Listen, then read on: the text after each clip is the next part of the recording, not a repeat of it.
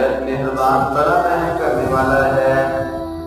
وَأَرَادُوا بِهِ كَيْدًا، اور نمرودیوں نے ارادہ کیا حضرت ابراہیم علیہ السلام کے خلاف ایک چال چلنے کا، ان کو ختم کرنے کا، ان کو آگ میں جلانے کا۔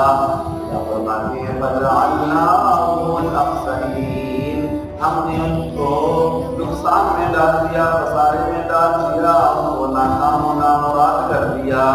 وَنَجَّيْنَاهُ، اور ہم نے ابراہیم کو بھی نجات دی، وَلُوطًا، اور لوط کو بھی نجات دی، الْأَرْضِ الَّتِي، ایسی زمین پر بارکنا کیا جس میں ہم نے برکت عطا فرمائی۔